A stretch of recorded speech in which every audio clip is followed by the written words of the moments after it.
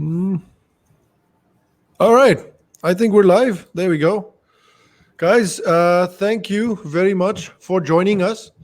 Today, we're doing something new. We are starting something new.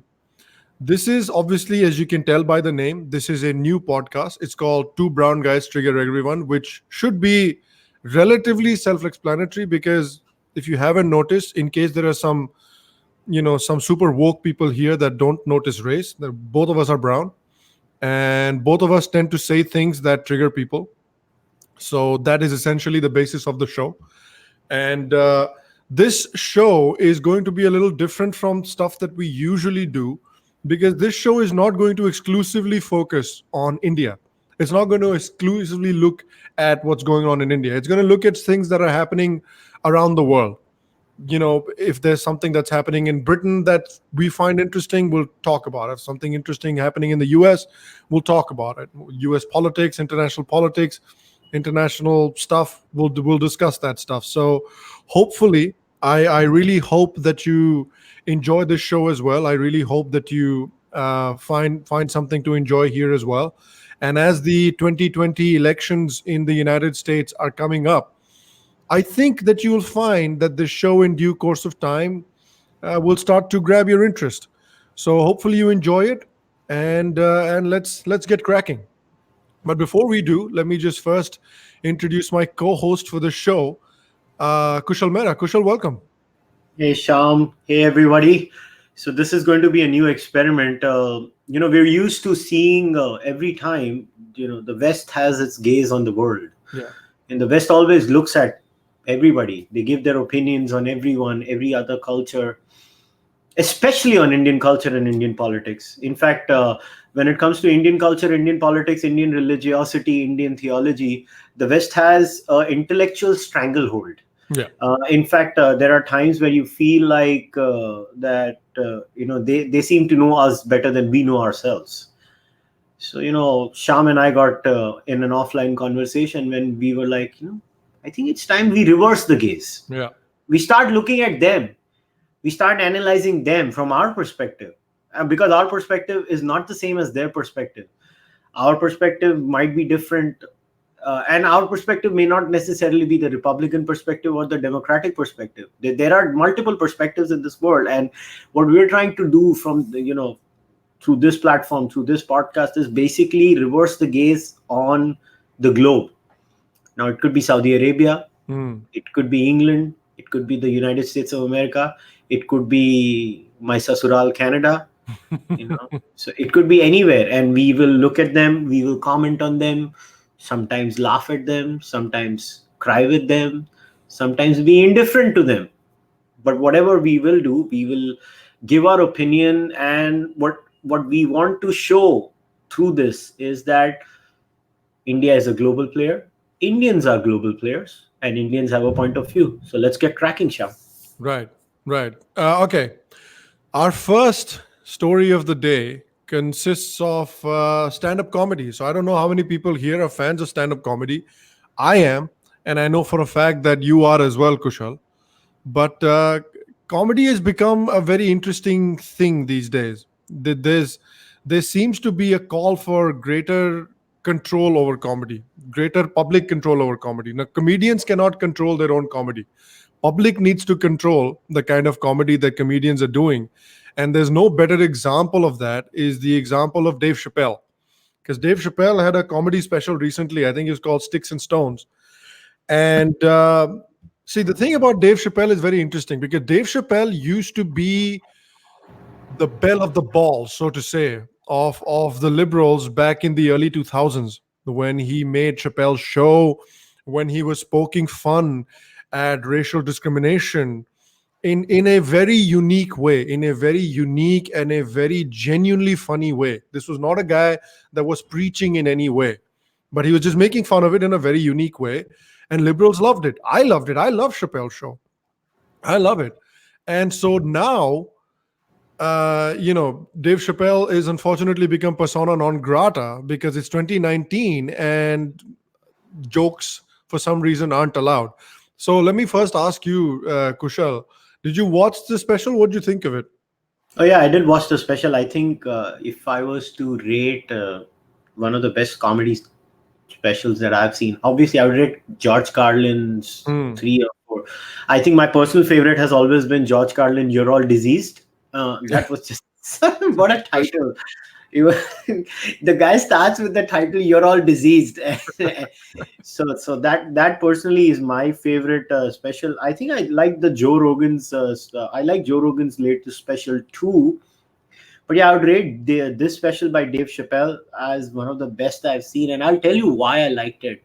Because it's quite clear Dave Chappelle is still left of center guy. He's a liberal, but he's a liberal in now what has happened in my understanding, and I've so whatever I have followed of American politics over the years is, there used to be the classical liberals and there were the conservatives. Now, classical liberals would be conservative and left wing both. It's not Hmm. like there were only left wing classical liberals. Hmm. What has happened is there has been a shift now in American politics in terms of the left wing of American politics, where the classical liberals now, where the left wing classical liberals, there is a certain section that has broken away from them and they have gone woke. What we call the woke liberals now, they are becoming more and more progressive by the day. Also I think a major aspect of that, from whatever I understand, I mean, just as an outside observer, is that I think Western societies are reaching a stagnation point where what happens is the more you run out of real problems in Yeah. that sense. Yeah, I mean, when I say progress, I mean material progress Yeah. in terms of monetary things, or health issues, average lifespans. Although somebody might say, oh, this is the first time the American average lifespan has dropped by a year and a half, but that's, I think, due to, again, that is also a downside of modernity. It's actually got to do with the opioid crisis and the suicide rates in America, that their average age has actually dropped, I think, by a year, if I'm not mistaken. Yeah. But Dave Chappelle, I think he's still, in the classical liberal mold, where he's left wing, he's with the liberals on many issues, but then he wants to crack a joke on transgenders. That's not allowed these days, I guess. And it's not like his jokes are bigoted. I mean, I don't want to declare, because we don't want to do the job of sharing Dave Chappelle's jokes over here, because then you lose the fun, right? We want people to watch that special if they've not watched it. So Yeah. we would not be disclosing any of the jokes Chappelle has made in the special. But what I'm trying to make my point is that Chappelle's special is actually, to be very serious, is a great commentary on exactly what is wrong with American society today. Yeah. Unfortunately, there is no equivalent word for that in the English language, but in our languages, whether it's Hindi or Punjabi, we have this word called vela. I don't know. Do we have a word for that in English? Like, I don't think so. I don't think there's no, we any don't, word right? that Because really describes Vela yeah, properly. yeah, like vela is a state of mind. Yeah, it is. So I think what's happening with a lot of progressives in the West is, I think velapan. They've run out of things to fight They've for. run out of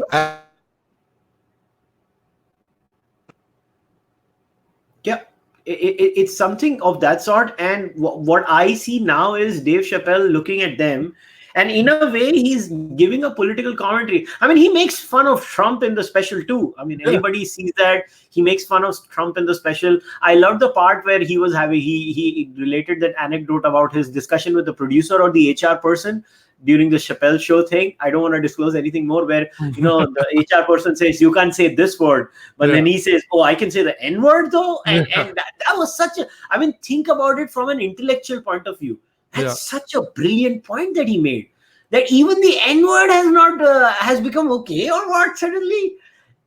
And that to me was the fascinating point, that he's trying to trigger them. And this is, and again, this is not a commentary on the American society. What Dave Chappelle has done is a commentary on a certain section of the Mm. American intelligentsia, or should I say now, the disease and the virus has spread all across the Western world. Yeah. So this is a commentary on the Western progressive intelligentsia, where he is just looking at them and telling them, what the hell is wrong with you people? Yeah.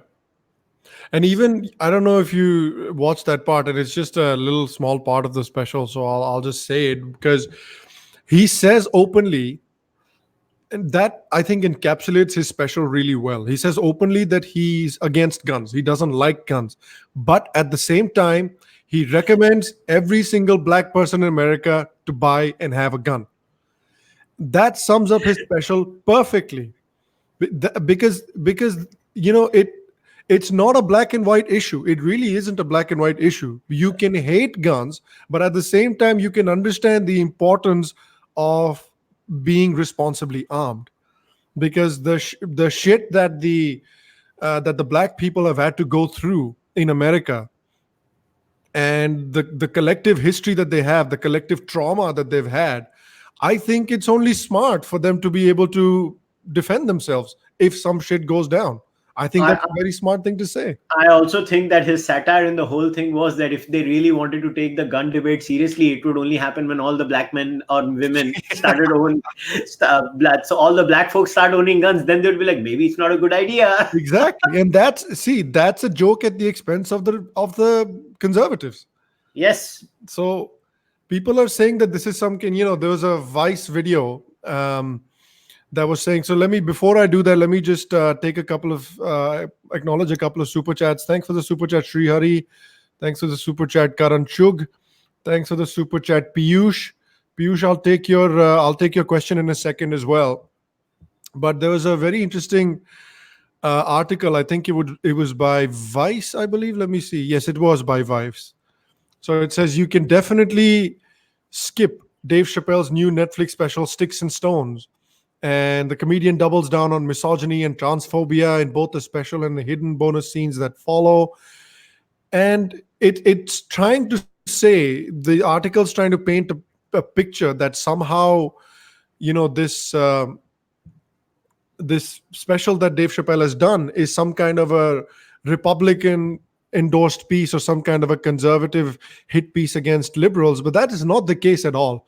If you've actually taken the time to watch the special, that is not the case at all. This article is talking about how he's saying that Michael Jackson molested young children and he's just making fun of it. Well, again, guess what? That's what a comedian is supposed to do. A whole job of a comedian is to see how far you can go. And when he made that joke, the audience was well within its rights to tense up and not laugh, but the audience cracked up, So that means that people found it funny in there. Maybe 2 or 3 people found it upsetting, fine.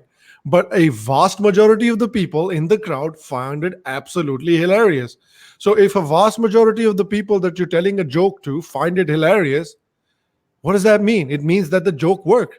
It means that the joke is funny. And that is the job of a stand-up comedian. Yeah, and I remember once I had a conversation with a stand-up friend, a comic. He's a very known comic in India, Papa CJ, and I was having a conversation with him, and I asked him that, how do you gauge funny? He's like, it's very simple. If the room finds it funny, it's funny. Yeah. Whenever we crack a joke, it's simple. If the audience in front of us, we're not performing for the TV screen. We're performing for the audience in front of us. So if the audience in front of us laughs, in our book, joke is funny. It worked. And it ends there. And I think that sometimes is lost on them. Not only was this one, I actually forgot to tell you, I was guilty of watching the Young Turks, and they had this major discussion on Dave Chappelle's special, by the way. Some Australian lesbian on that. And it's actually very funny. You should see the Steven Crowder analysis of that too. That was also funny. Crowder did a good analysis of that Young Turk. I went and saw the original video, and then I found Crowder doing it. So I was like, okay, let me see what Steven Crowder is saying. Yeah. So that was also funny. And the kind of garbage they were discussing on that Young Turk show, it's a stand-up comedy special. I mean, and they say, oh, he's not punching, or he's not punching above, he's punching down. Yeah. What? He's punching down? First of all, I remember Joe Rogan once mentioned on his podcast, who decided this rule that you can't punch down? Yeah. I mean, Joe Rogan said that once on a podcast. And even if you take the punching above analogy seriously. He's clearly punching above. He's Yeah. actually hitting at the woke left wing orthodoxy that controls all the mainstream media, all the levers of information dissemination. And I mean, really, you want to talk about an a public indictment? I mean, let's just look at this. The best was Rotten Tomatoes. So I'm just going to share the screen. So this is the Rotten Tomatoes rating of Sticks and Stones. This says it all. So there is a tomato meter, which is 27%. These must be what? Those woke people gauging it. And look at the audience score. The audience score, 34,000 user ratings, Yep. 99%. The people have spoken. And if there was anything that ever distinguished and separated fiction from reality, it is this. This itself clearly proves that the ideologues, I think that is the right word to use for these people. These people are ideologues. The ideologues have basically lost touch with reality in the West, especially on the left. They have Yeah, lost touch and with another great reality. example of that is something like this. So if we're just looking at comedy specials, then we saw Dave Chappelle's comedy special where he has a low critic score but a very very high audience score. Now this is the exact opposite of Hannah Gadsby, Nanette. Now I'm not saying that people should not make content like this. If your audience, if people like it, make it. But then this is what explains this, the rift between the quote unquote woke, critics and the audience. This is a tomato meter score of 100% critic score and a 28% audience score. So again, this tells you where tomato Rotten Tomatoes heads at. And I think there was another one that I'll share really quickly as well. This is a Netflix documentary about how these women were elected to the how four women, I think, were elected to the House. It's called Knock Down the House. 100% tomato meter score, 17% audience score. This is where we are. This this is freaking amazing. This is where we are. This is how freaking removed from reality these critics are. And that's exactly what I'm talking about. Like, No, who no, gets to it is decide not just what's funny this. and not funny? It is not just this. If you look at it, another stand-up comic whose score we should bring up in this is the tomato meter for Ricky Gervais's last year's special Humanity. Now, Ricky Gervais, in his case, rejecting him is a little hard. So still, he has a tomato meter of 43%. But look at it. The audience score is 88%, and the tomato meter is 43%. And that Mm, says it all. I mean, yeah, these people have lost it, man. They've just lost it. yeah, They're not in touch with what the people are saying. That's the yeah, problem. yeah. Subodh, thanks for the super chat. Subodh is asking, what do you think of Jon Stewart? I think he started the woke movement when he used his fame for the Zadroga bill. The newer ones, especially Hasan Minhaj, seem to be posers. My younger friends can't seem to distinguish between the two. Subodh, I'll give you a there's a great clip of Jon Stewart online when he talks about when Osama bin Laden was killed in Pakistan and SEAL team went and killed Osama bin Laden in Pakistan. Then Jon Stewart did a segment on that whole thing. And that was a great example of the kind of comedian that Jon Stewart was. Jon Stewart went after Pakistan. Jon Stewart went after Pakistan's relationship with the United States. Jon Stewart went after the kind of people who have been, supporting sort of Pakistan and how deceptive Pakistan and its military has been towards the United States. And that is something that no liberal comedian today is going to do. And that was a big difference between somebody like Jon Stewart, at least in my opinion, at least. And I agree that I haven't watched literally everything that Jon Stewart has put out, but I watched a lot of the Daily Show. And on the Daily Show, I remember somebody like Jon Stewart routinely going after the liberals and routinely going after the conservatives as well.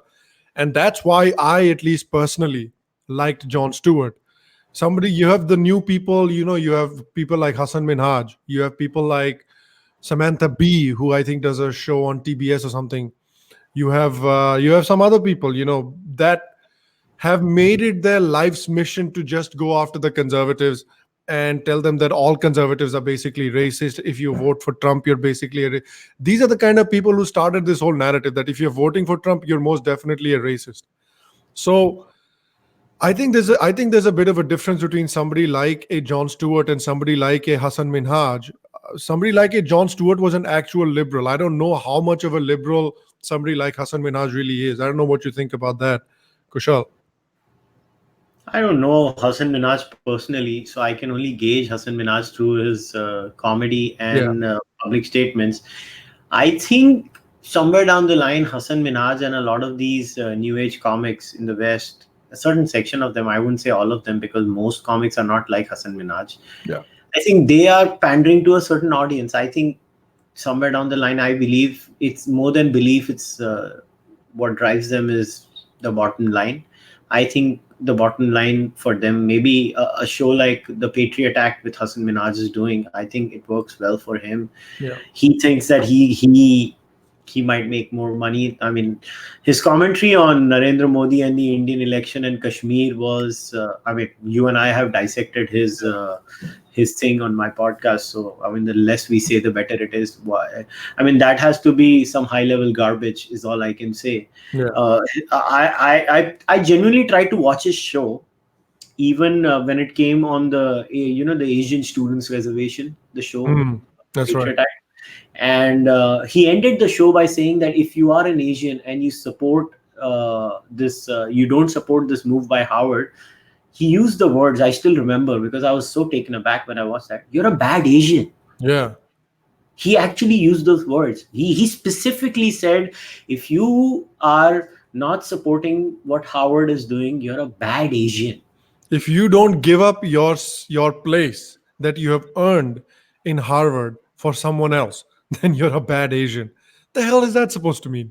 Yeah, I mean, seriously, I mean, is that the one qualifying criteria? So imagine, right? So Jeffrey Dahmer, he agrees with the Howard policy, but Yeah. everything else is there. Or just imagine a Asian who is a psycho killer, but he agrees with the Howard policy. So Yeah. he becomes a good man now. Yeah. They don't think before they make these statements, is what I'm trying to say. Yeah.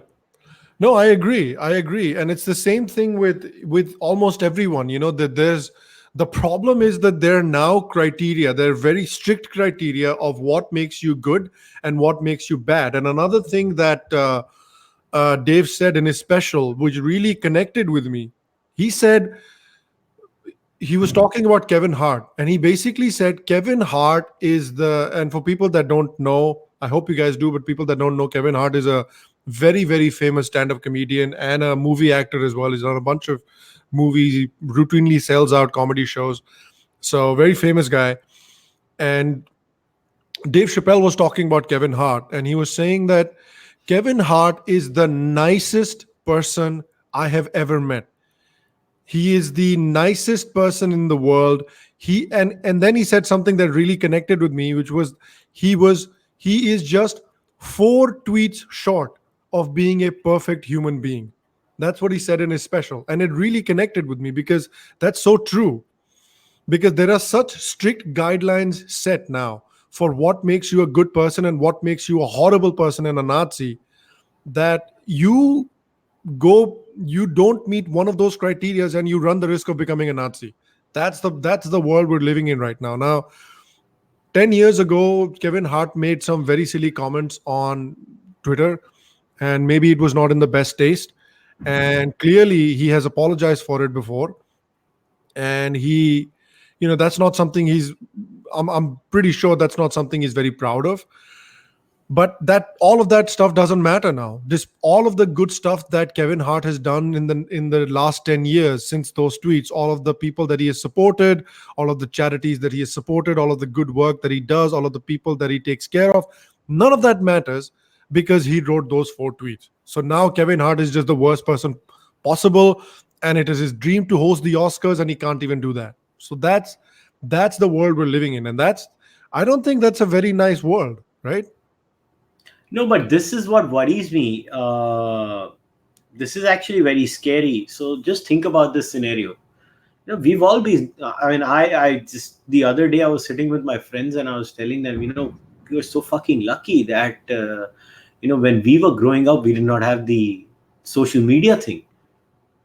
We would have been a disaster if we would have grown up in this day and age with social media like this. It would have been a disaster in that sense. So yeah, I don't know what to say. I mean, what worries me all the time is that you make a comment on any cultural issue, and maybe 10 years ago, XYZ was a different person, I was a different person 10 years ago, and then today I'm supposed to be judged by a tweet or a post I made 10 years ago, and that's kind of dangerous if you ask me. And that's what scares me a lot personally. It scares me a lot. It seems, guys, it seems as if Sham has gone off the show, but I'm going to continue speaking. I'm in touch with him. He's going to come back right in. Don't worry about that. We're going to continue the show. Okay, Sham has come back. There we are. Sorry, my internet is having a lot of fun with me today. I don't know what's going on, but hopefully it doesn't act up anymore. Yeah. So what I was saying was, this is actually a very dangerous trend that you're going to be in a scenario where you're going to be judged for what you said 10 years ago today. And listen, man, I mean, I'll give you an example. Say 5 years ago, at a personal level, I had certain beliefs. So there's this very interesting website. Let me pull it up for everyone. Actually, I'm just using this website as an example. So it's called the Political Compass Test. Let me share it for all, and I highly recommend everyone to go through this once in their life. So I'm just going to share this for all of you. So it's just a regular website, guys. It's just a Political Compass Test. I'm not saying it applies equally on Indian politics or you or on Indians. Just go and take this test. So what I do is, every once in a while, I mean, you look at the website, right? It is politicalcompass.org. Every once in a while, I go on this website and I take a test. Every once in a while. So I've taken this test thrice now. And you will not believe it. I have noticed in the period of 3 to 4 years, I have changed my politics a lot of times. So I have a record of all my three, x-axis, y-axis spreads. And I mean, yeah, I'm on the libertarian side, but I'm becoming more and more centrist as I grow up. I'm seeing that change and I'm mapping myself. So what I'm trying to say in connection to this thing with Kevin Hart is that we need to realize this, and this is a serious issue. We cannot judge people by what they said 15 years ago. I mean, in Sanskrit, we have this, or Hindi, we have this word called prashchit. Christians have a concept of redemption. If the world of social media has no redemption, there is no scope for prashchit. Yeah. So if we cannot have any kind of chance to change ourselves, oh no, we need to destroy this person. How dare he say something like that? How dare you say something like that? No, you're not going to allow them to, make any comeback in their life. That's pretty scary, actually. Yeah. That's very, very scary. And I think the people, I mean, Rotten Tomatoes was basically a statement of the people. The people have spoken. They've spoken, and it is what it is. Yeah, it is pretty silly. Thanks for the super chat, Jay Shah, as well. Jay Shah said, "Snowflake millennials are taking over the world like zombies." James Gunn was fired from Marvel as well. Well, he's back now. He's back now because somebody needed to direct Guardians of the Galaxy 3, so they got him back. So I mean, thankfully, at least it ended well for him. And because of what happened to him, what's funny is that he actually he's getting to direct not only Guardians of the Galaxy 3, but he's also getting to direct the second Suicide Squad movie. So, I mean, oh my God, did you see the first Suicide Squad movie? Yeah, I wasn't the biggest fan of that movie. That was the garbage. biggest fan of that movie. Yeah, I think I hope they do a better job of it. You know what movie is looking good though? Which one? Joker. Have you seen the trailer? Oh, yes. But you know what the thing is? So who was the original Joker? Heath Ledger, right? I just think he original ruined Joker? No, the one, the Dark Knight trilogy. Heath Yeah, he Ledger, was yeah. Heath Ledger, right? I think he destroyed it for everyone else. I don't know though, because I feel like I don't see the those kinds of roles as like the Joker has been destroyed. I feel like if somebody can pull it off, they can pull it off again. And I'm not gonna necessarily compare them. Ki, "Arey, how did they do relative to Heath Ledger?" I'll just be like, "That's a bloody good performance." And if somebody can do it, if there's one actor in the bloody world working today that can do it, it's probably this guy, Joaquin Phoenix. Like he's a I stupendous actor. I agree, but you know what? I think, the Dark Knight trilogy for me was just, there are some movies that are stuff that legends are made of. Hmm. I mean, a wife gets so frustrated whenever I see Dark Knight trilogy on TV. It doesn't matter where it is playing from, which portion. I'll just start watching it. I'll just stay Yeah, there. Okay, what is he gonna say?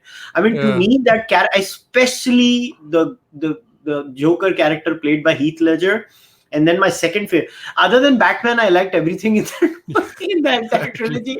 I was like, Batman's okay, like the Batman. least interesting Yeah. thing about those movies. I mean, imagine if you remember Bane's Yeah, speech outside the jail. You yeah. know who he reminded me of? Everybody's going to curse me now. Who? Arvind Kejriwal. I thought you Just were gonna say Tabdili. no, because if you Tabdili remember आएगी. Arvind Kejriwal from his his India Against Corruption or the early Aam Aadmi Party days, you Yeah, listen to his speech and you listen to Bain. They, yeah. they they sound exactly the same. And when Yes. I was listening to him, I was like, oh my God, Kejriwal is on TV. That's true. That's true. If somebody has good Photoshop skills, please take a picture of Kejriwal and put the Bane mask on him and share it with us.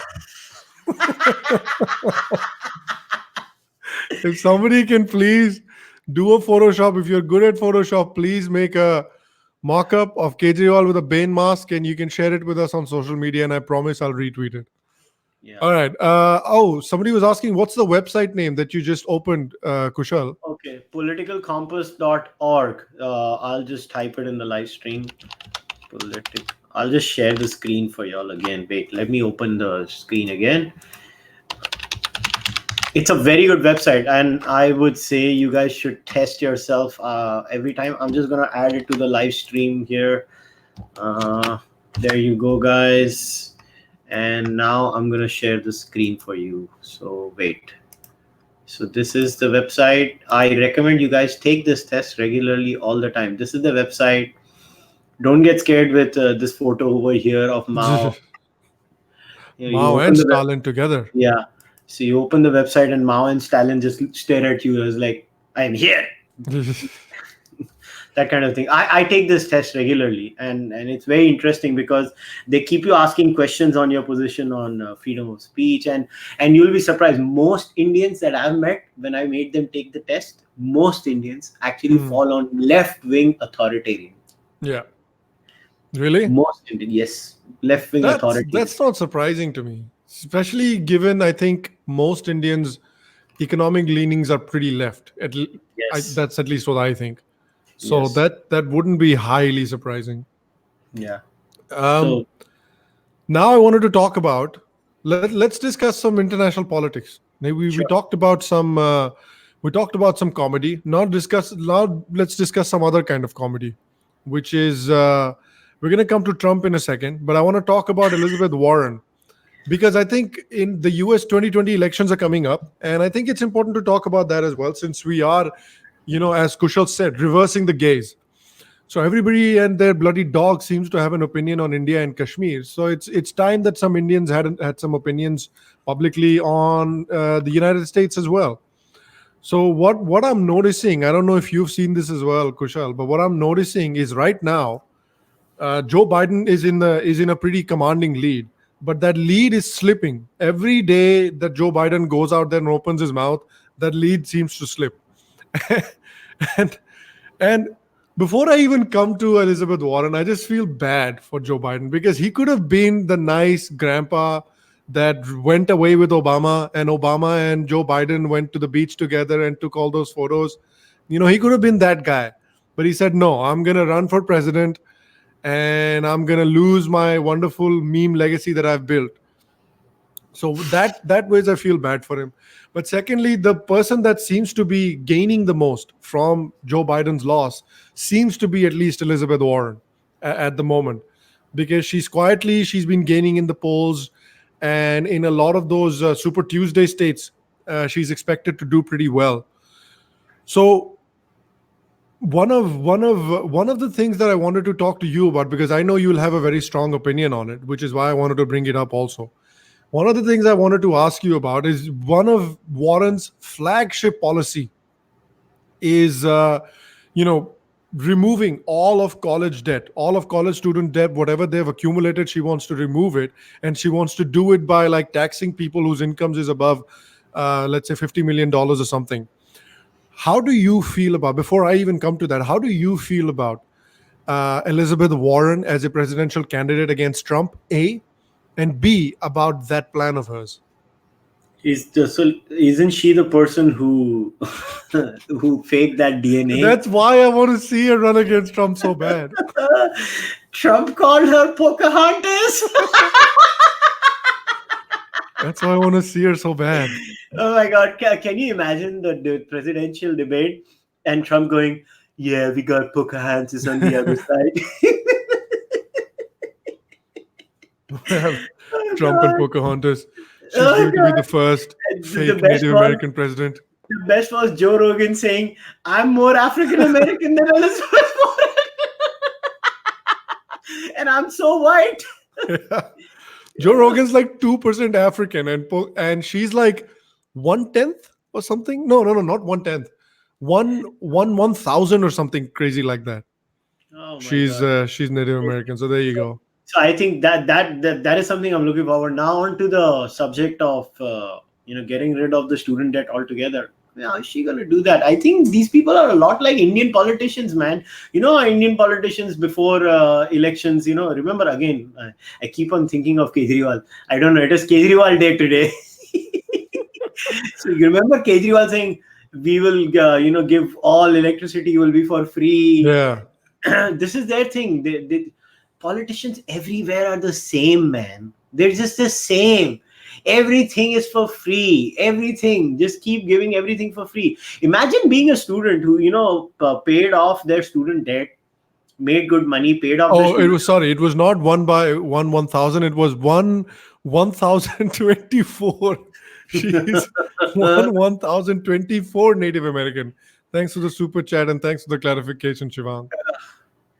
Oh man. So the thing about my problem with student loans and their waivers is I think it's unfair on the people who have actually paid their loans on time. So just think about this right now. Whenever you waive it off, let's say it's going to be waived off at point A, right? It's going to be waived off at point A. Yeah. So if it's going to be waived off at point A, and imagine if you are someone who's paid, let's say there are going to be X number of Americans who have paid the debt and only a couple of installments are left. So what did that person do? Why did that person have to pay the whole loan? And I think overall we are incentivizing laziness. Now, what has happened is they say we're going to remove the student debts is because the education costs have gone higher and higher and higher and higher. Universities becoming more and more expensive. That's what their argument has been all the time. That's what I listen to, at least whenever I listen to the Americans. They say the electricity costs keep going up. But here's the reality. The reason the election costs are going up is also one of the reasons is the student loan. I think nobody is talking about the fact that the student loan does add up to the problem of the loans going up all the time, the education cost going up all the time too. So I don't think so. This is the solution. I don't think her saying I'm going to get rid of the student loans is going to solve anything. I don't think so. It solves anything. It just creates more problems. I think a more realistic problem would be maybe some sort of regulation where they deal with the education costs. Sorry guys, Sham's gone off. He'll be back soon. Don't worry about it. He's just having third world issues in the first world today. That's what's happening right now with Sham. So I'm really sorry about it. You'll see him pop up in a minute or so. Don't worry about it. And if he doesn't pop up, I'll let you guys know. So till then, let me see. I think there's another super chat here from BK. So BK says, who's more toxic, Ilhan Omar, AOC, or our own tukde guys like Miss Rashid? I think you mean Kanhaiya Kumar, not Kahaniya. That was a typo. Is the American ultra left more toxic than ours? So I'll take your question right now, BK. I think they're equally toxic. There is I can't say that one. So Sham has just messaged me. He's trying to come back again. So don't worry, guys. So yeah. So now to give an answer for your super chat, BK. So I think the toxicity is the same because they are all cut from the same cloth. I think they are all the same people. To be very honest, in my honest opinion, it has nothing to do with who's more toxic. I think they come from a similar school of thought. Like I mentioned this point in the past too. If you look at the overall ideological edifice, right? These guys are actually very religious in their mindset. So I think secular humanism or progressivism, to be very honest, not secular humanism, but progressivism is a proper religious ideology. And in that ideology, just like in Christianity, and it's actually Abrahamism without the God, to be very honest. So in this particular religious ideology, what we have today is that for the old Christians, there was a different original sin. For the Abrahamists, which is the social justice warriors or the progressives in America, privilege is the original sin, in my honest opinion. So, if you are not fitting into their narrative, where if you are a white male, upper middle class or something, I think you are basically a sinner. So you don't qualify for their Operation Olympiad, and if you don't qualify for their Operation Olympiad, they basically disqualify you. So I think in that sense it's a very religious ideology. And now let us look at, because you guys asked you asked me about the Indian comparison to the Indian left, and the Indian left is very similar. The Indian left also has this Operation Olympiad, where they look at privilege and they have intersectionality, and as per their privilege they decide who qualifies in the Operation Olympics. In India, when you look at the Operation Olympiad, the Brahmins are automatically disqualified. No matter what background the Brahmin comes from today, the Brahmin cannot get anything. The Brahmin can't get any love. It doesn't matter where or what the Brahmin is doing. So in that sense, I think the left-wing edifice works at the same intellectual level. The intellectual level is the same. The gaze, the way they look at the world. So there is the oppressor, there are the oppressed. And it's just that in every country, the same model is applied. He doesn't, it's just the players are changed. So over there, maybe it's the African Americans or the other people. But it is what it is. And I think a lot of people try to nitpick sometimes that oh no, the social justice warriors are different, and the whole left wing is not that. Obviously it's not that. Who's saying that the whole left wing is like that? But at a fundamental level, left wing ideology, I mean, I would recommend a good book. If you want to read a book by Jonathan Haidt. I forgot the name of the book. I think it was The Happiness Hypothesis, or it's the one after that. I don't remember. Not the latest one, The Coddling of the American Mind. Before that, he's written 2 books. It's in one of them where he's basically created a matrix. I think it's a 6 or 7 point matrix where, for what is the matrix? There are different qualities. I wish I had it open with me, because my hard copy, I've gifted it to someone for a few days. They wanted to read the book, but I would have otherwise showed it to you guys. Unfortunately, I don't have it with me. So where they trace what is the single more single point where the libertarians focus on the most. So it has always been freedom for the libertarians. For the conservatives, it is a mixture of disciplinarian attitudes and stuff like that. And for the left wing in general, if you look at their mapping, it's always on the area of victimhood and oppression. And I think it For the conservatives, I think Haidt was talking about fairness, if I remember correctly. So this is what I'm trying to say.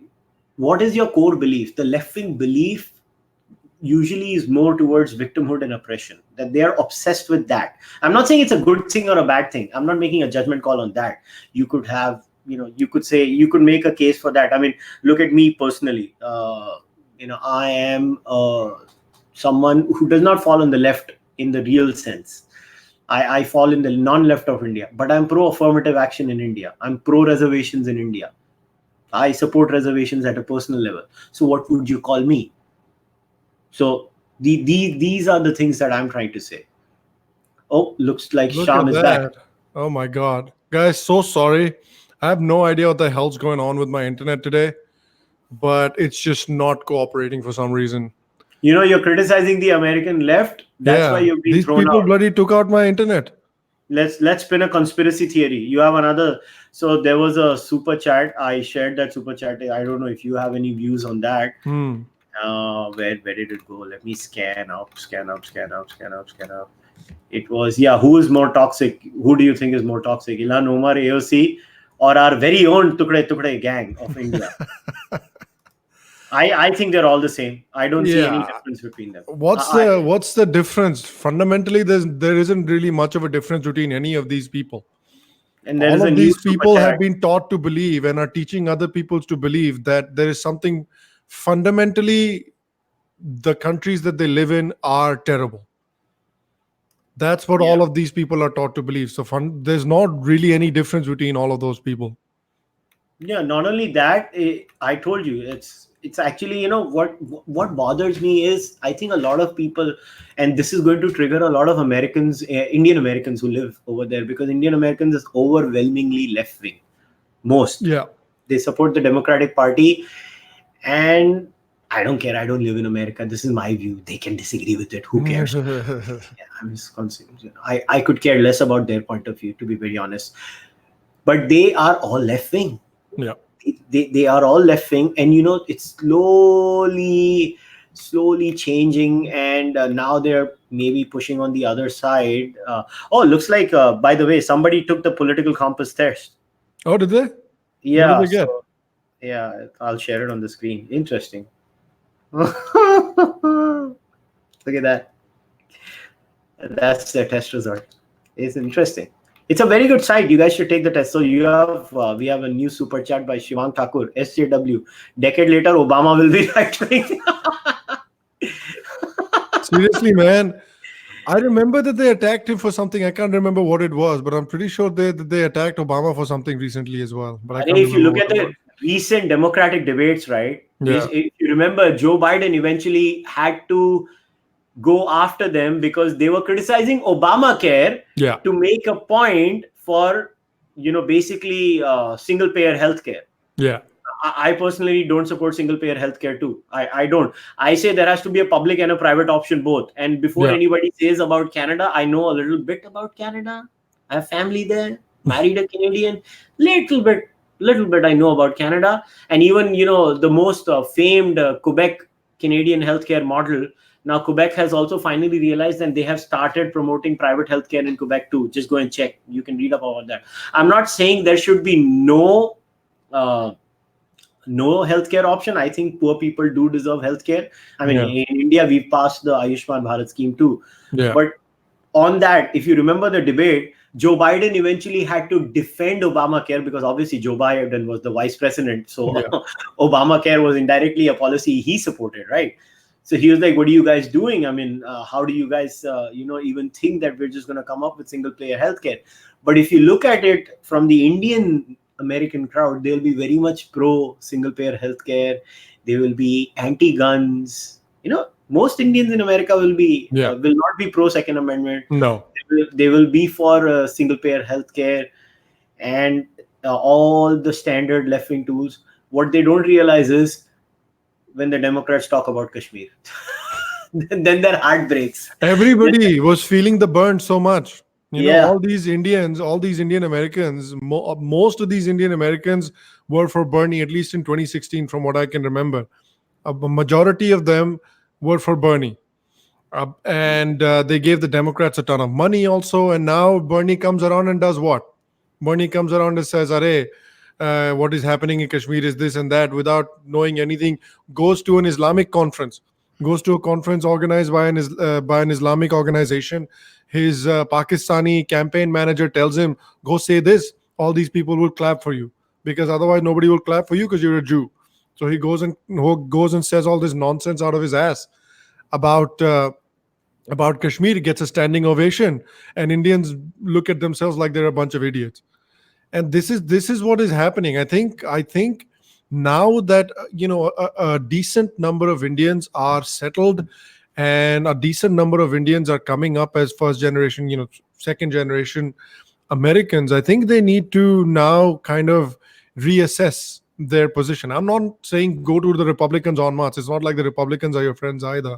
We're in a Indians, Hindus especially, tend to be in a unique position where nobody's your friend. We're much like the Jews in that way, where nobody's really your friend. Some people may tolerate you, but nobody's really your friend. Man, So I don't know why they like Bernie Sanders. I would never vote for Bernie Sanders yeah. personally. I'm not saying I would vote for Tulsi either, because once again, I'm actually not left wing. Mm, If I was living in America, I would vote libertarian. mm, Crystal clear. I am very clear on my thinking, and I know my vote is going to be wasted, but I just can't go with left wing policies, man. I just cannot go with their policies. Look at the squad. The squad in America is, without saying much, they're basically promoting open borders. That's all they're promoting. They're promoting open borders. And it's intolerable. It's just annoying, if you ask me. And it's a sad part. So we have another super chat, as Sham has once again gone offline. So let me take that super chat in the meantime. So BK says, thanks for the answer, guys. One last question. Do you see de-radicalization centers in Kashmir in the future, given that Wahhabism is a major cause for unrest? BK, can I ask you for a clarification? When you say de-radicalization centers, what exactly do you mean? I mean, what kind of a de-radicalization center are you talking about? Like a state-funded center? I mean, usually de-radicalization does not happen like that. The population de-radicalizations are usually done by, the state actually looking at certain, leaders inside the community who have a sway on the community, the state interacting with those leaders, and those leaders actually play a pivotal role in the community. That's what usually happens. I mean, that's how I have experienced de-radicalization happening in different communities across the globe, in my opinion. So I don't know what role the state can play. First of all, I think your assumption is wrong, that the Indian state is not playing a role of de-radicalization already. It is. It must be trying. I'm not saying it's working, or good or bad. That's not the comment I'm trying to make. My comment is different. I believe de-radicalization is a continuous process. It happens all the time, and it's not going to change now too. That's my personal opinion. As far as Kashmir is concerned, I think de-radicalization is also intertwined with economic policies. I think at the end of the day, when we have economic growth, we have economic opportunities. And this doesn't apply just to Kashmir, it applies to most places in the world. I think when people have got less time to think about these things, and they have to focus on their work and all the other opportunities that come with good economic opportunities, I think that's when they'll really, they'll really de-radicalize in that sense. I don't think so anywhere else you can do it. You know what? Let me see. Let me message Sham. I'll tell him to try once more. If it doesn't happen, I think I'm gonna wrap things up now. I'll just tell Sham to try once more. So all the Indians from India who are watching this podcast, at least you can have a smirk. Sham sitting in America and he's having internet issues. So let's see what you guys are saying here. In the meantime, Sham comes. Let me see what you guys have said in the last few minutes. So looks like some of you have shared the website and you've taken the test. Good. You should take the test. So one thing, actually, in the meantime, I'm going to share an article with you that I read. This is a very good article. Let me share it with you guys. I don't know if you guys have read this article. This particular article, cancel culture isn't real life yet. This was a very good article on the Washington Examiner. I read this. So I'll give you a brief idea about what this article was about. It's about, if you guys are not aware of the cancel culture, well, cancel culture is, let's say, Gillette. If you guys remember, Gillette gave that advertisement. You guys remember, right? It was something that a man can do or a man can't do XYZ, and how men are supposed to treat women. Or let us look at the Indian example for that example, right? Now, the Indian example would be which was that Red Label tea or Brook Bond? Which was that tea, guys? In the live chat, if you guys remember, let me know. Um, or the Zomato case for that matter. Now, what this article is trying to say is that every time something bad happens, these companies try to basically virtue signal. So no, it doesn't matter whether it's the left wing or the right wing. There is a standard response that everybody tries to say, oh, we need to get rid of this company. I'm not going to buy Nike shoes. I'm not going to buy Gillette blades. I'm not going to buy Red Label tea. I'm not going to place any order from what you call Zomato. Now, what this article was trying to say is basically that they were using the example of McDonald's. So let's say, McDonald's virtue signaled, but McDonald's has a very different business model. Now, in the case of McDonald's in America, what you have is these restaurants that are owned by McDonald's. They could be owned by anyone. The owner could be not necessarily in agreement with the advertisement or the policy of the company that has been pushed by that particular advertisement in this case. So what happens is when you boycott that company, you actually might end up harming people who actually agree with your point of view. So what this article is trying to say is that we have to be very careful with this whole, outrage mob, that every time there is, something done, like it happened in America, right? Chick-fil-A. Like the same thing happened with Chick-fil-A. Chick-fil-A they went after Chick-fil-A. Oh, you're a Republican company, you're a Christian company, etc., etc., etc., and it just kept on going on and on and on and on and on. So these things are dangerous. What that article, and I'll once again, I'm going to share the link with you guys in the live chat too. If you guys want to read it, I would recommend you guys read this article. I would seriously recommend. I've just posted it on the live chat right now. Read this article. I think we need to be very careful when we talk about these, boycott X, boycott Y. I don't like this. I don't like that. I'm going to stop buying. I think at the end of the day, in this battle, capitalism wins. You can never defeat capitalism, to be very honest. And two, I think we need to be far more considerate. Just think about it. Even if we would have boycotted Zomato. Let's take the Indian case. If we would have boycotted Zomato in India, think about it. Do those poor guys who ride those bikes and give these orders to us, get us the food, they must be making what, 17,000, 20,000, whatever a month, 30,000 a month. Now, if we make Zomato tank, are we really helping the cause? Are we doing the right thing? So many of those guys who drive the Zomato bikes, they must not necessarily actually even agree with the Zomato position.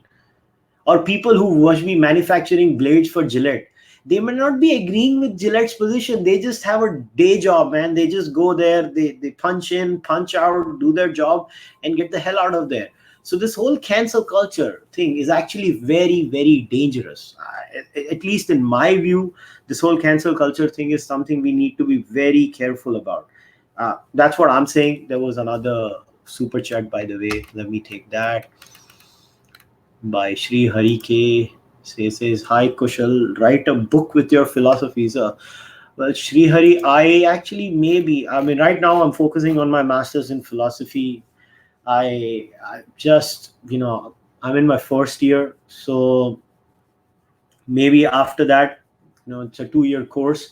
I will maybe think about write a book. I actually do want to write a book, or at least I'll write a detailed paper on neo-materialism or neo-Charvak philosophy. That's something that I do have in mind. So that's what I'm just gonna try to get in touch with Sham, guys. I'm gonna ask him, is he fixing his internet or not?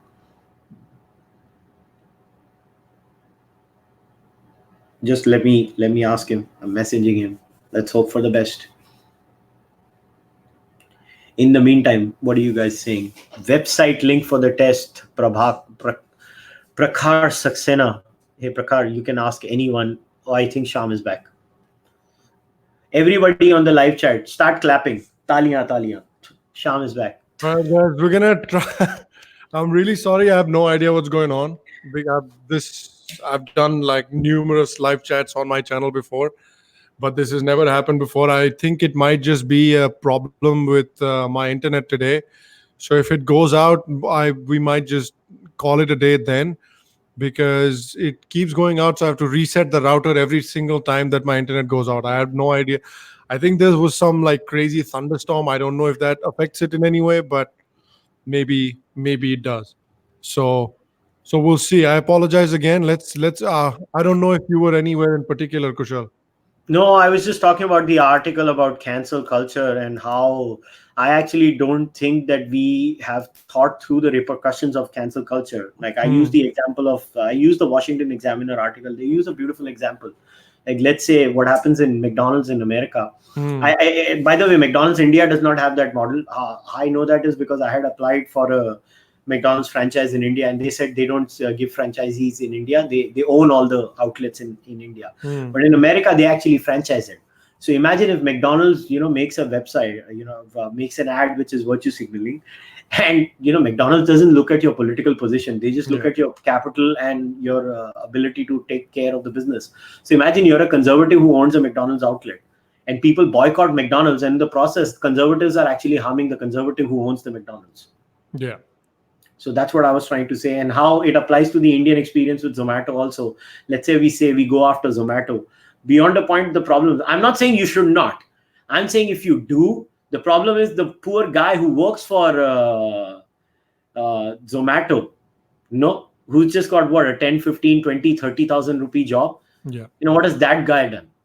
So it's a very complicated issue. That's all I was trying to say. Nothing else. I think it's a very complicated issue, and by and large, economic boycotts don't work in the long run. Yeah. There's a okay, and he's gone again. So, I saw it somewhere, but he said, "Sham, make sure Obama is not wiretapping you." Okay. I have no idea what's going on, man. Somebody hacked my channel, maybe. Yeah. Okay, I think Sham, before you go off the internet again, there's one more paper that we should discuss. Okay. Because I think every week when we have these discussions about global issues now, I want us to have this section where we call it, what the hell? So this is it. Guys, read this. Experimental replication shows knives manufactured from frozen human feces do not work. This is an actual study, guys. Yeah. This is an actual study. Amazing. The Journal of Archaeological Science. Just read the abstract. I love this. The ethnographic account of an Inuit man manufacturing a knife from his own frozen feces to butcher and disarticulate a dog has permeated both the academic literature and popular culture. To evaluate the validity of this claim, we tested the basis of that account via experimental archaeology. Our experiments assessed the functionality of knives made from human feces in controlled conditions that provided optimal conditions for success. However, they were not functional. While much research has shown foragers to be technologically resourceful, innovative, and savvy, we suggest that this ethnographic account should no longer be used to support the narrative. So if you guys learn anything from this episode today, one is that my internet is shit, and the other is that please do not try to make a knife from your poop. It's not going to work. Please, if anybody here was considering freezing your poop and trying to make a knife out of it, and then make your prepare your dinners with that poop knife, don't do it. It's not going to work, guys. It's not going to work. I have to use one line of Hindi because I can't control myself. He was like, "Beta, क्या कर रहे हो? मम्मा, टट्टी को टट्टी से चाकू बनाया मम्मा, इससे आज से इससे सब्जी काटा करो.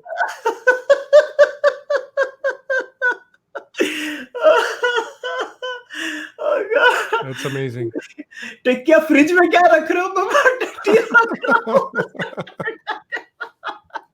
What are you keeping in the fridge? I'm putting my poop in the fridge. I've designed a nice knife. I'm going to use it to cut people off.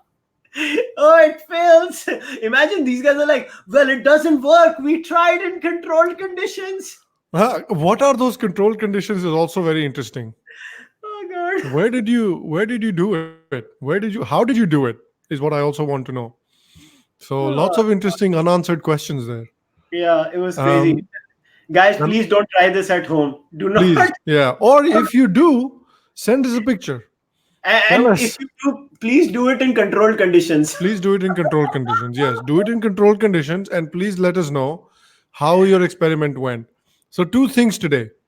If you do anything, A, please Photoshop a Bane mask on Kejriwal's face. And B, if you want to, you can please experiment with a poop knife and tell us how your experiment went. We'd be very keen to know. We're very scientifically minded people. Yeah. Another thing I wanted to quickly share was because it was 9/11, and it was a horrible thing, and of course all of us grieve with the people who lost their friends and family members and loved ones in those horrible terror attacks. And obviously, all across the world, people paid tribute to the people who lost their lives. And New York Times also decided to do the same. But New York Times at this point has almost become a parody account. They've become like a weird alternate universe version of The Onion. That's what New York Times has become. So they had an article which they shared, and this is it. It says 18 years have passed since airplanes took aim and brought down the World Trade Center. Today, families will once again gather and grieve at the site where more than 2,000 people died. And my first question to you, Kushal, about it is that how serious is this problem of airplane radicalization, and how do we solve it? Yeah, I thought planes have no religion, I guess. So, But apparently they clearly do. Clearly, planes have religious motivations. yeah, it's disgusting, and this is what is exactly that has gone wrong with progressives in America. And anybody and everybody, no matter how much you say, there is a classical liberal element in the left that is fighting very hard. But I'm sorry, progressivism and social justice warriorism, there is really no difference. Right. So there's a New York Times is American NDTV. Oh God. That's so true, man. That's very true. Yeah, that's so true. New York Times is American NDTV. That's always been there. No, it's sad. And I clearly remember when 9/11 happened, I was in Canada at that time. And you won't believe it. Like, I think before the Twin Towers went down, I was visiting the Twin Towers, I think not even a month before that. Wow. So, yeah, I clearly remember that day. So somebody on the live chat has said, I have a Bane mask on Manmohan Singh's face. Why, bro? This post has to be shared. Share it with us. Please tag us on Twitter and please share it with us. If you guys are on Twitter, please find us and share it with us. Share those photos of Bane mask on Kejriwal or Manmohan Singh's face. I'm very excited to see what it looks like. And imagine Manmohan Singh, going this way and in the Bane mask and saying, "We will not tolerate terrorism."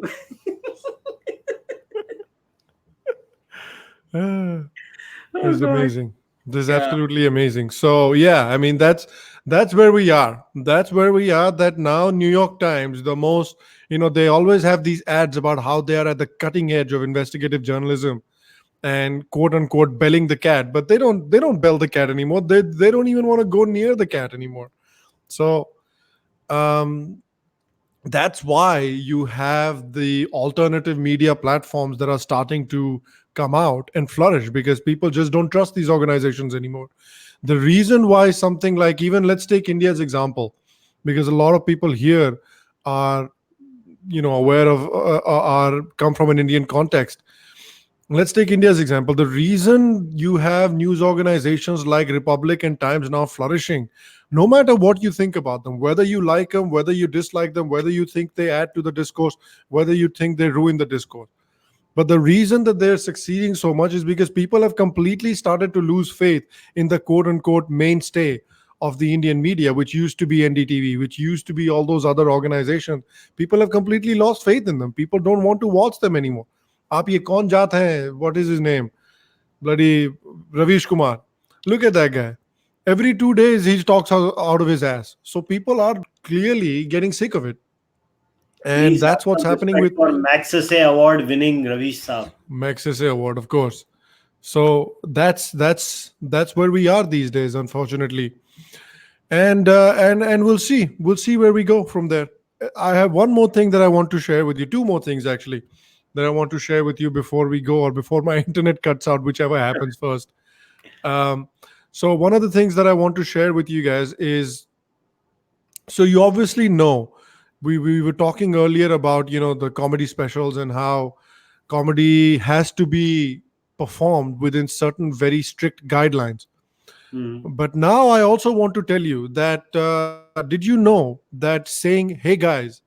I know that Kushal does this a lot. So Kushal is one of the biggest culprits on social media of this crime. Every time we start a podcast on Op India, every time Kushal comes and says, "Hey guys, namaskar and welcome." Every time you must remember.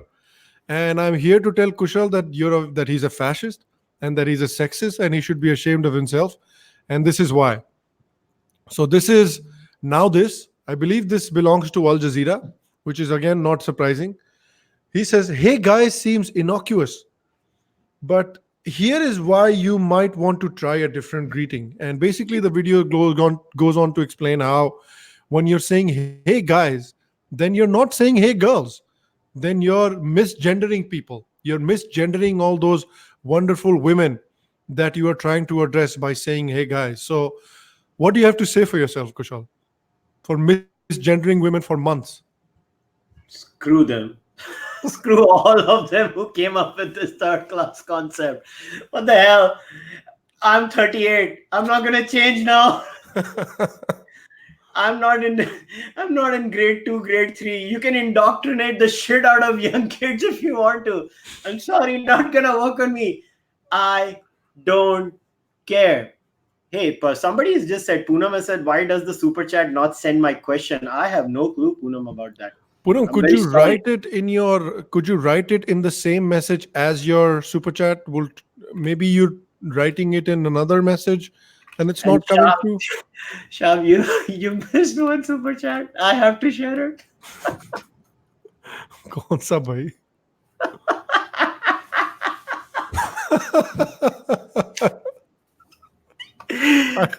I'm behind. Don't tell people, man. That's a secret. That's a Hindu Yahudi conspiracy. It's a secret. Don't tell people. I have been conspiring with the elders of Zion. So I Oh, God. emailed the elders of Zion 2 or 3 weeks ago, and I said, let's start a hashtag. It will piss off everybody, and they Yeah, agreed. but So we on cooked up this this conspiracy. on this language police that we have suddenly gotten in the West, I mean, I don't get it, man. Seriously, my answer to them would be, look, this is how I look at it. I am for transgender rights personally. Yeah, If I was with a person on the other side of the table, a transgender person, I would call them with their preferred gender pronoun, or their preferred, if they are a male, who wants to say I'm a female, or vice versa, or whatever. If you are asexual, pansexual, whatever you want to say it, yeah, I will address you by your preferred pronoun. But yeah. you are not going to expect me to do that in my day-to-day life. I'm not going to just suddenly change from "Hey guys" to "Hey zers" or "Hey z's" or whatever that shit is. I mean, come on, I'm too old for this shit, man. Just spare me. Yeah. And if that means I can't be friends with you, it's okay. I don't want to be friends with you. I'm going to be friends with the other kids. Yeah, I it's can't so take this. silly. It's yeah. I can't believe. I almost try to think about like, is this? I sometimes struggle with the explanation for these kind of videos. Is this because this is what they genuinely believe, or do they actually think that ऐसे video डालेंगे तो बहुत सारा we'll get a ton of views if we put out videos like this. I People will can't. watch it, people will share it, people will abuse, and our video will get millions of views. Look Do you at this think guy. they're actually Look at thinking this that? guy.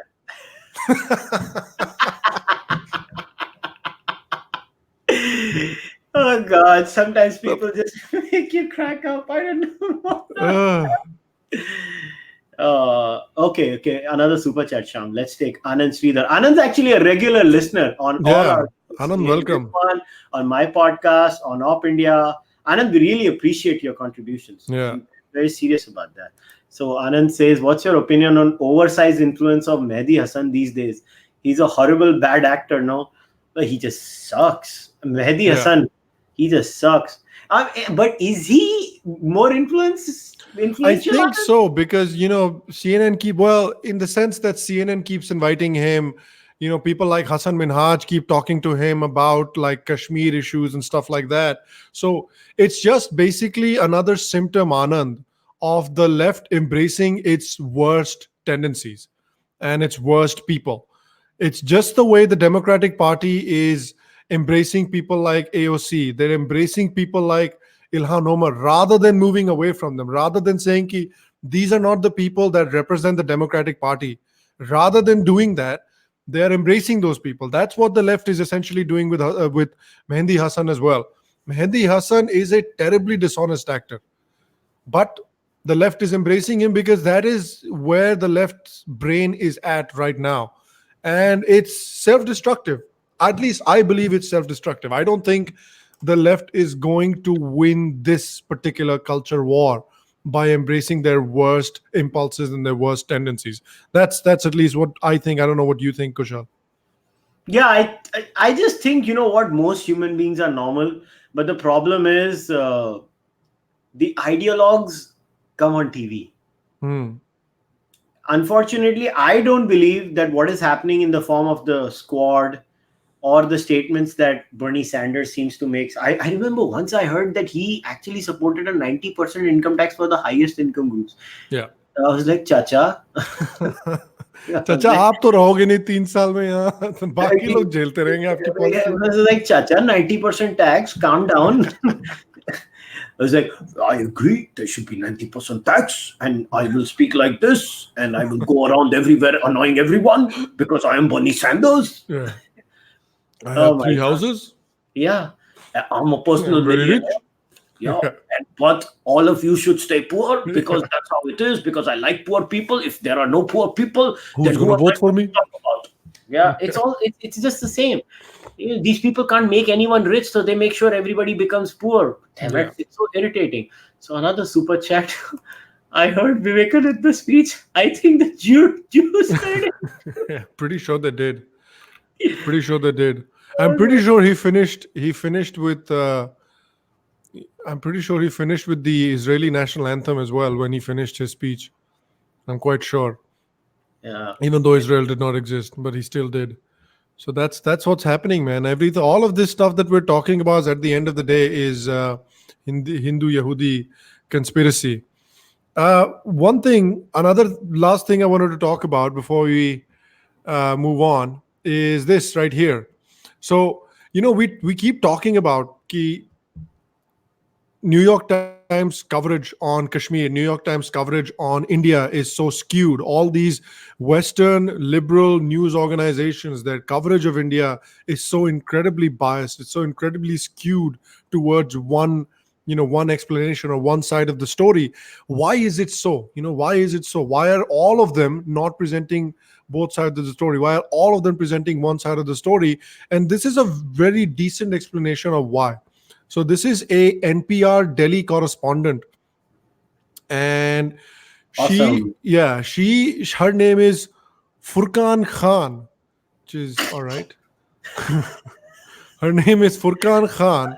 That's a tongue twister. Say I know. Furqan Khan. It's very hard to say 5 times quickly. Try it if you can.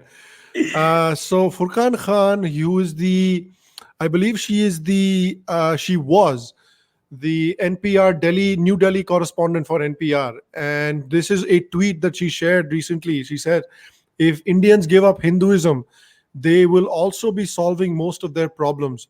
What with all the piss drinking and the dung worshipping. And so I don't know if how many people remember this, but the terrorist who carried out the Pulwama terror attack, Hmm. before he blew himself up, he also made a video, uh, explaining what he was doing and why he was doing what he was doing. And in the video, he was talking about how he wants to exact his revenge and kill as many cow piss drinkers as possible. So Hmm. now this slur has become a very specific slur that a very specific kind of people have been using to target Hindus. This is a very deeply anti-Hindu slur which is used by a very specific kind of people. And basically you have now a NPR correspondent in New Delhi who is using those same slurs that terrorists use before murdering innocent Hindus. And then when you think about why NPR, New York Times, Washington Post, their coverage of Kashmir is so one sided and so biased, it all starts to fall in place. It all starts to make sense. And if you've read, sort of opinions, there used to be a Washington Post India head as well. I forgot what her name was. Something Gowan, her name was. She used to write very similar kinds of stuff, making fun of Annie. Annie Gowan. That's right.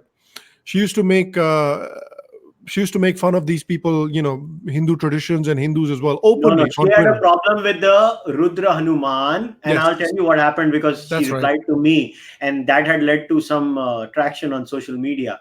So what happened was she said, "Oh, look at all these Rudra Hanumans." I was like, "I don't see anything," and I also said, "I'm not going to call you a racist because I don't know you at a personal level." And then Yeah, she said, "All the aggressive tweets are people from Rudra Hanuman DPs," and yeah, then somebody, Indian Twitter and Indians using the word villa, yeah, all the villas actually microanalyzed all the responses in our entire thread. And they're like, there's hardly any DP with Rudra Hanuman who's replying to you, woman. What are you talking about? You yeah. just are you imagining things now? But to come to this lady Khan, I'm not going to use her first name, man. It's Yeah. a trick first name. I just want to avoid that. So, this is now pretty much uh, uh, a slur now used consistently for Hindus. But I did not like what some people were demanding. Some people were demanding she be fired and jailed. I did not support that. I think we need more Which space part for did you this to. not? So let me ask you, which part did you not agree with? The fired and jailed or fired? Neither. I don't care if she see NPR. If they see, I did not. The demand should not have been from our end, the Hindus end, that she should be fired. Hmm. The demand should have been NPR can take the decisions. Okay, this is just too much bad news, and we have to go anyway. She Not resigned. even that, but what I actually wanted to ask you about that is with the firing part. Why I feel I agree with the firing in a way is because what kind of valuable information are you going to get about Kashmir or about India from a person like that? Are you going to get any valuable information? Can you expect a person like that to maybe give you a properly informed opinion on an issue if you're an organization like NPR? Before I do that, I have to take this super chat because it is completely wrong. And I'll explain why it's completely wrong. So Anand Sridhar says we have our sadhvis from MP saying you stroke a cow this way and cancer will be cured. Come on, the ridicule was coming. Anand, and this is what in logical fallacies is called a classical strawman fallacy.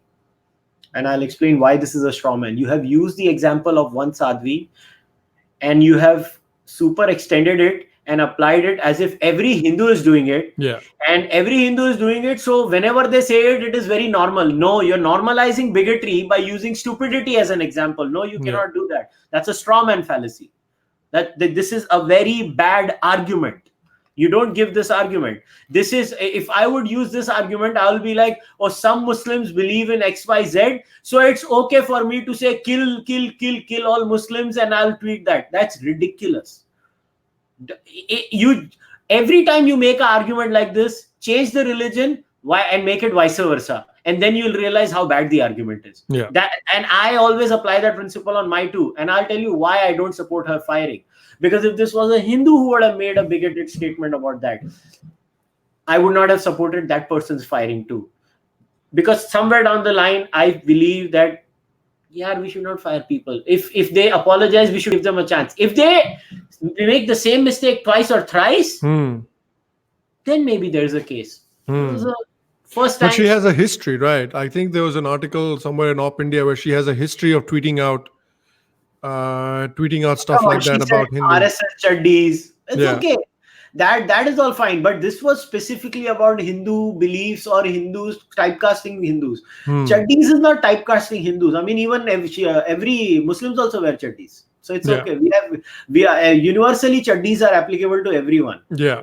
That's not the issue. But I think the reaction to that, I mean, you had some people on the BJP support base online going after her, and she should be jailed. I was like, No, I don't. Why should you be jailed for that? Come That's on. the point. Yeah. Like, think about that for a second.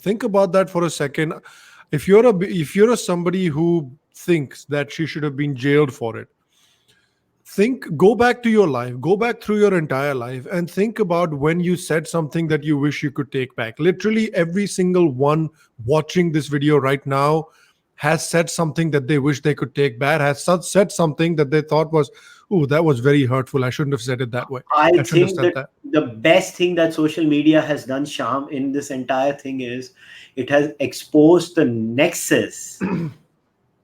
It has exposed the nexus, and what I have always called it, the left-wing circle jerk. The left-wing circle jerk has been exposed each and every time. So let's not censor these people. Yeah. Let us give them more speech. They'll speak more. We'll identify all of them.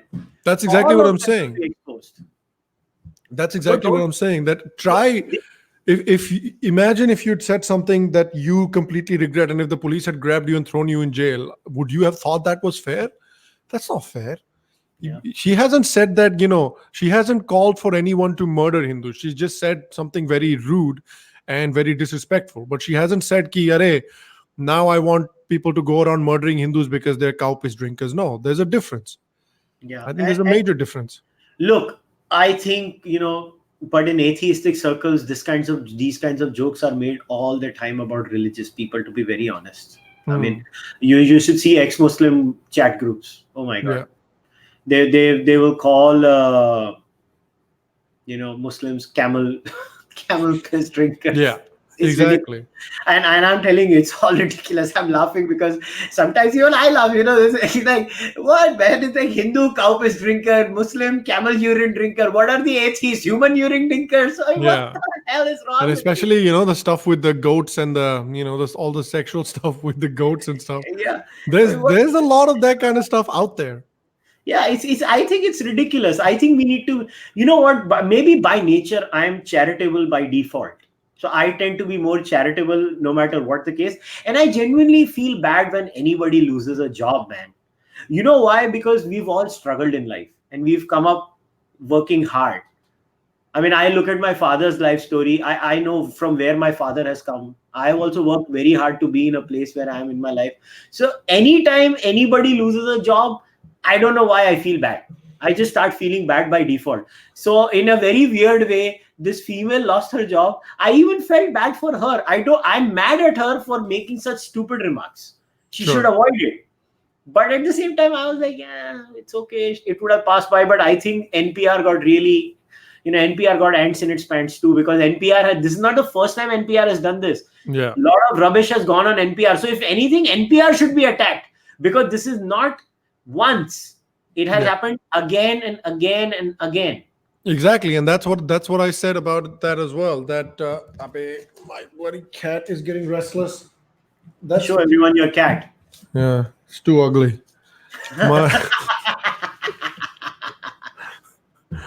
And that's coming from me. So basically the problem is with the people that are making these decisions, people in decision making capacities in these organizations, in an NPR, in a New York Times. Who the hell said let's invite Imran Khan to write an opinion piece threatening nuclear war with India. Somebody made that decision. Somebody said, that sounds like a fantastic idea.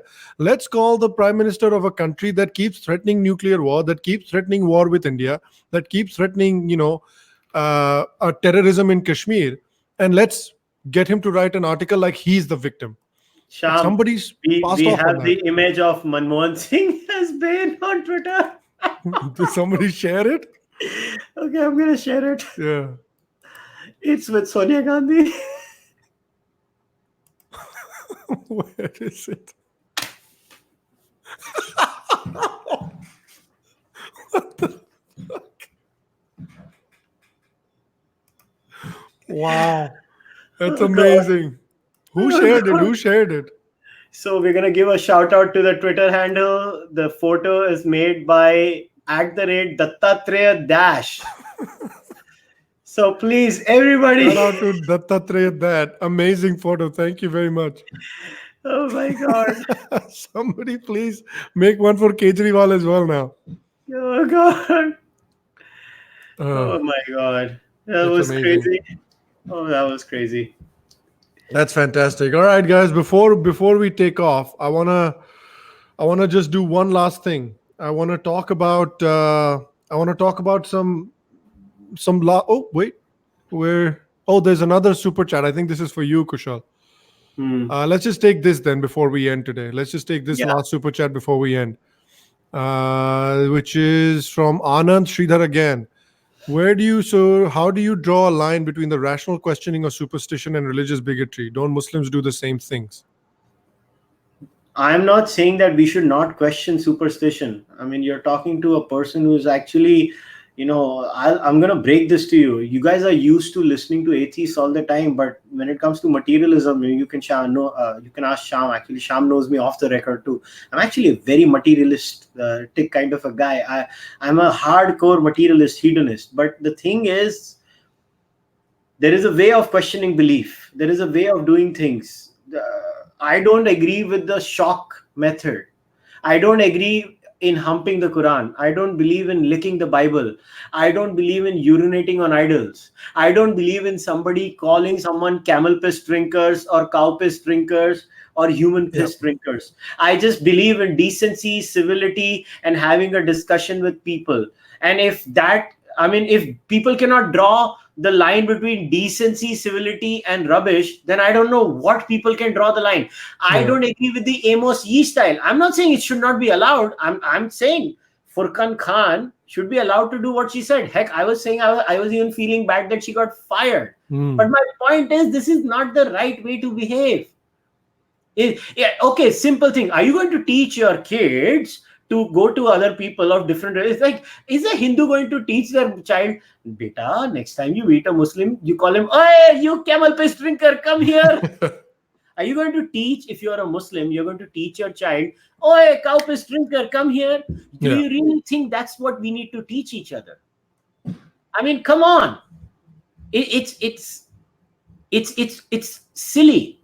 What I'm talking about is, there is a clear line between indecency and decency. There is a clear line between civility and uncouth behavior. If you want to win hearts over, this is not the way to win hearts over. That's exactly right. That's exactly right. I think a civil discussion about ideas is what's going to, at the end of the day, do it, because the moment you attack someone, they're going to double down on their position. That's what happens 90%, 99% of the time. When you attack someone, they're going to double down. If you just sit down and try to have a conversation with them, they tend to open up. That's what always happens. And that's why, like, both of us, we like dunking on people as well. We like it as much as every other guy. All right, we do it very often ourselves. But I think at the end of the day, we also know. I think, well, at least I like to think that we know when to dunk and when to discuss. So I think there's a time for dunking and there's a time for discussing. What is happening, what you see in these late night TV shows and in these liberal circles, it's only dunking. There's no discussion. And that only a certain kind of dunking is also allowed. So even in dunking, you have restrictions, and that's what happens. And I think that's where the problem lies. And I think the more I completely agree with Kushal there. Like the more conversations we have, the better, and the less we attack people on these things, the better as well, because people will actually open up and maybe discuss these ideas with you rather than just shutting down and doubling down. Yeah, That's that's just the what I only way feel. we can solve any problem. If we think that shouting each other out, I mean, tell me what solutions has Arnab Goswami achieved in his entire life? Mm, What has he achieved? What has that method where everybody shouts at each other achieved anything in their life? mm, We're not. This is the only way we can have these discussions, peacefully, calmly, hearing each other out. And I definitely don't think that Furkan Khan, in her wisdom, thought that her making that comment was going to solve any great issue. If yeah, anything, what we are trying to highlight through Furkan Khan is that there is a deep-seated bias. yeah, There is a deep-seated bias. yeah, And that's what worries me. And that's what I keep calling it the left-wing circle jerk. That they all agree with each other. And always remember, just take today's case. I mean, I'm just using Shahla Rashid as an example. Did you see how she openly lied on Kashmir on Twitter today? Did you see her tweets? yeah. That was a blatant lie. Oh, women had rights. Huh? When? Women had rights in Kashmir? I mean, it took a lawyer like Nikhil Mehra to literally print out the legal paper and show it to her like, hello, sister, your paper, your state. Yeah, This is what bothers me. And what is happening is what the West did was they appointed brown looking white people. They just wanted to cut, copy, paste a lot of these things, and they just, okay, brown guy, you look brown but you speak like us, so you will be perfect for us when it comes to disseminating information. Yeah. They're not getting the truth. I mean, I recently went on this podcast called the Urban Cowboys podcast, and I was explaining the same thing, like, and the same is when it comes to the discourse on Hinduism in the West, and we will discuss that someday on this podcast too, that we will discuss these issues. I'm sorry, I just don't buy it. I mean, and this Khan lady is not the first time it's happening. Look at that fact checker. I mean, the whole fact checker has only stopped now. But that fact checking was used by all of them. It was used by New York Times. It was used by the same lady that it was used by all of them. Yeah.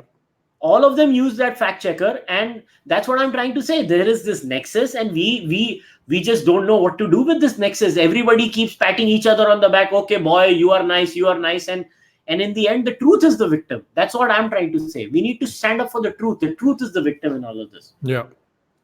Yep. I think that's fair. All right, guys. I think we better leave it there. But sorry about today. There were some technical difficulties on my end. It seems to have resolved itself, but hopefully next week is much more smooth sailing. And before I do go, we just want to say I think Kushal will agree with me as well when I share this tweet right here. The Rodi salute to Swati Goyal Sharma. Yeah, she's awesome. We all love Swati. Yeah, we all love Swati. So definitely Rodi salute to Swati Goyal Sharma. She's single-handedly taken down that fact checker bullshit. And I think we're all very proud of her. So Rodi salute to her as well. Yeah. Guys, again, thanks for watching today. This was just a first episode in a hopefully long series. So if you didn't really understand what was going on today, if you stick with us, we didn't really understand what was going on today as well. But if you stick with us, hopefully this will start to make sense. Hopefully this will start to get into a pattern, fall into a routine, and you'll start to understand. A lot of people were asking us, why aren't you guys talking in Hindi? Why aren't you guys talking about India? Again, the point of this podcast is to reverse the gaze, as Kushal said, is to have it the other way around for once. Have Indians, people from an Indian background, look at the world and comment on the world and see what's happening on the world, because usually it's always the other way around.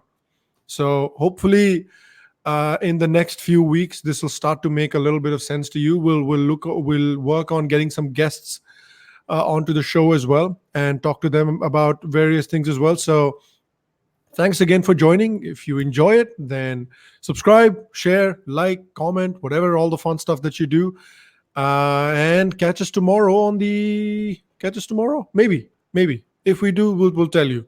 But catch us next week for sure for the next episode of the Two Brown Guys Trigger Everyone podcast. Other than that, Kushal, thanks very much for joining me today, and we'll catch you next week. Yeah. Yeah, and I I just read it. We have to end with this message. I'm waiting. Rumpelstiltskin. Dude, so am I. Thank you, hope she Mila wins. You Yeah. made my day. This message will go down in the history of the human. Dude, I so hope we get to see that matchup. That'll be so much fun. Oh god. Oh god. Oh man. But it's okay. So guys, this was an experiment. We're going to try this experiment. We're going to reverse the case. We're going to look at the other civilizations, countries, their politics. We're going to comment on them. But one thing I can guarantee you, whenever Sham and I get together, we're going to laugh at things. We're going to try to make it light. We're going to try and make it funny. And on that note, like always, namaste, take care, adios amigos. Good night, guys. Bye bye.